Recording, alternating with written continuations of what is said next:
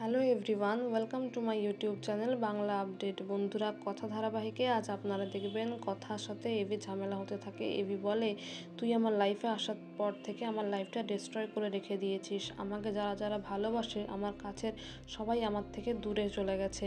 Mandy আমার এত ভালো বন্ধু, সে আমার থেকে দূরে চলে যাচ্ছে। আমার বোনেরা যারা আমার নিজের, তারাও আমায় ভুল বুঝছে শুধুমাত্র তোর জন্য। তখন কথা বলে, আমি আপনার জীবনে আসার পর থেকে কি কোনো ভালো কিছু হয়নি? তখন এবি বলে, না, ভালো কিচ্ছু হয়নি। তখন কথা বলে যে শুধু কি খারাপই হয়েছে? তখন এবি বলে, হ্যাঁ, শুধু খারাপই হয়েছে। তুই আসার পর থেকে আমার ঘরটা দখল করে নিয়েছিস, আমার বেডটা, আমার সব কিছু তুই দখল করে নিয়েছিস। আমাকে সোফায় শুতে হয়, আমি কোনো কাজ ভালো মতো করতে পারি না। এই কথাগুলো শোনার পরে কথা মনে মনে খুবই কষ্ট পায় এবং তখন সে বলে, ঠিক আছে, আমি আর এখানে থাকবো না, আমি গোবরডাঙ্গা ফিরে চলে যাব। তখন কথার এই কথাগুলো শোনার পর এবি বলে, ব্যাস, চারটি কথা না শোনানো হলো, তেমনি বাড়ি ছেড়ে চলে যাব। তুই একদম এই বাড়ির বাইরে এক পা রাখবি না, যদি পা রাখিস তাহলে আমি তোর ঠ্যাং ভেঙে রেখে দেব। তখন কথা বলে, আপনি যেতেও দেবেন না, আবার আমার কাছে এলেও আপনার সমস্যা। তখন এবি বলে, হ্যাঁ, যাওয়া আসার মধ্যেই সমস্যা, তাই তুই ডিসাইড করে নে, তুই থাকবি নাকি যাবি। এরপর কথা রান্নাঘরে আসে এবং সেখানে কাঁদতে থাকে। তারপর তার কাকিয়া আসে, তার পিসিমণি আসে, বলে কি হয়েছে। তারপরে কথা বলে যে সে আর গোবরডাঙ্গা চলে যাবে, সে আর বাড়ি ফিরে আসবে না।